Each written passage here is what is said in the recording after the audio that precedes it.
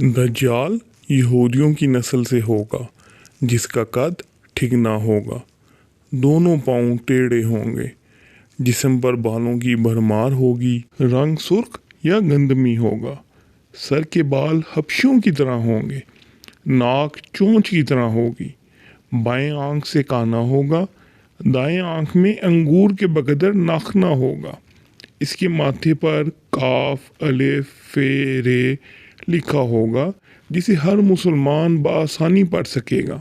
इसकी आंख सोई हुई होगी मगर दिल जागता होगा। शुरू में वो ईमान व इस्लाह का दावा लेकर उठेगा, लेकिन जैसे ही थोड़े बहुत मुतबईन मैसर होंगे वो नबूवत और फिर खुदाई का दावा करेगा।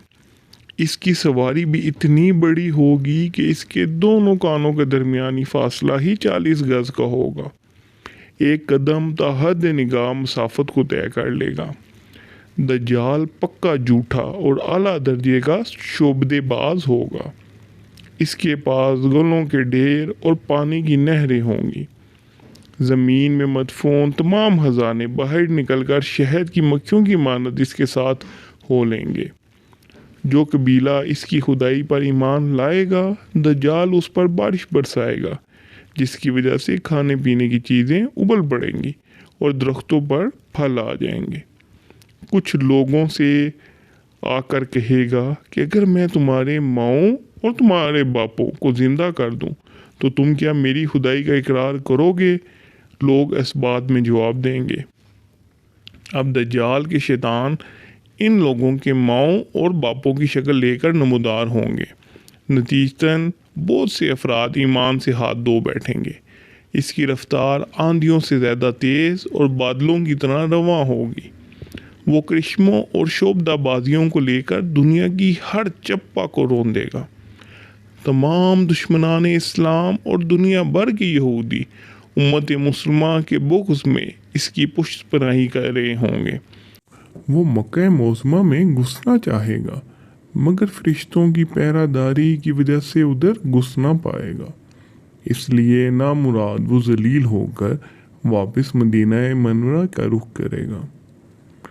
उस वक्त मदीना मनवरा के 7 दरवाजे होंगे और हर दरवाजे पर फरिश्तों का पहरा होगा, लिहाजा यहाँ पर भी मुंह की खानी पड़ेगी। इन्हीं दिनों मदीना मनवरा में 3 मरतबा सिलसिला आएगा, जिससे घबरा कर बहुत सारे बेदीन शहर से निकलकर भाग निकलेंगे। बाहर निकलते ही दज्जाल उन्हें लुक़्मे तर की तरह निगल लेगा। आखिर एक बुज़ुर्ग उससे बहस व मुनाजरा के लिए निकलेंगे और हास उसके लश्कर में पहुंचकर उसकी बाबत दरियाफ्त करेंगे। लोगों को उसकी बातें शाक गुजरेंगी, लिहाजा उसके कत्ल का फ़ैसला करेंगे, मगर चंद अफराद आड़े आकर यह कहकर रोक देंगे कि हमारे खुदाया दज्जाल नौज़ुबिल्लाह की इजाज़त के बगैर इसको कत्ल नहीं किया जा सकता है। चुनांचे इस बुज़ुर्ग को दज्जाल के दरबार में हाजिर किया जाएगा। जहाँ पहुंचकर ये बुज़ुर्ग चिल्ला उठेगा, मैंने पहचान लिया कि तू ही दज्जाल मलऊन है और रसूल अल्लाह सल्लल्लाहु अलैहि वसल्लम ने हमें तेरे ही खरूज की खबर दी थी। दज्जाल इस खबर को सुनते ही आप पे से बाहर हो जाएगा और उसको कत्ल करने का फ़ैसला करेगा। दरबारी फ़ौरन उस बुज़ुर्ग के 2 टुकड़े कर देंगे। दज्जाल अपने हवारियों से कहेगा कि अब अगर मैं इसको दोबारा ज़िंदा कर दूं, तो क्या तुमको मेरी खुदाई का पुख्ता यकीन हो जाएगा?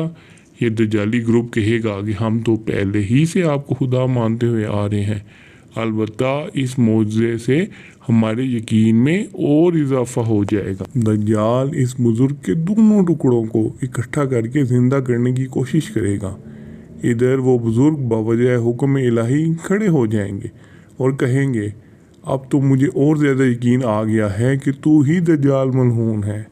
वो झुंझला कर दोबारा उन्हें ज़बह करना चाहेगा, लेकिन अब इसकी कुव्वत सल्ब कर ली जाएगी। दज्जाल शर्मिंदा होकर इन्हें अपनी जहन्नम में झोंक देगा, लेकिन ये आग इनके लिए ठंडी और गुलजार बन जाएगी। इसके बाद वो शाम का रुख करेगा, लेकिन दमिश्क पहुंचने से पहले ही हज़रत इमाम महदी अलैहिस्सलाम वहां आ चुके होंगे। दज्जाल दुनिया में सिर्फ 40 दिन रहेगा, एक दिन 1 साल, دوسرا دن 1 مہینہ اور تیسرا دن 1 ہفتے کے برابر ہوگا، بقیہ معمول کے مطابق ہوں گے۔ حضرت امام مہدی علیہ السلام دمشق پہنچتے ہی زور و شور سے جنگ کی تیاری شروع کر دیں گے، لیکن صورتحال بظاہر دجال کے حق میں ہوگی، کیونکہ وہ اپنے مادی و افرادی طاقت کے بل پر پوری دنیا میں اپنی داغ بٹھا چکا ہوگا۔ اس لیے عسکری طاقت کے اعتبار سے تو اس کی شکست بظاہر مشکل نظر آ رہی ہوگی، مگر اللہ کی تائید اور نصرت کا سب کو یقین ہوگا۔ حضرت امام مہدی علیہ السلام اور تمام مسلمان اسی امید کے ساتھ دمشق میں دجال کے ساتھ جنگ کی تیاریوں میں ہوں گے۔ تمام مسلمان نمازوں کی ادائیگی دمشق کی قدیم شورۂ آفاق مسجد جامع اموی میں ادا کرتے ہوں گے۔ ملی شیرازہ لشکر کی ترتیب اور یہودیوں کے خلاف صف بندی کو منظم کرنے کے ساتھ ساتھ حضرت امام مہدی علیہ السلام دمشق میں اس کو اپنی فوجی سرگرمیوں کا مرکز بنائیں گے، اور اس وقت یہی مقام ان کا ہیڈ کوارٹر ہوگا۔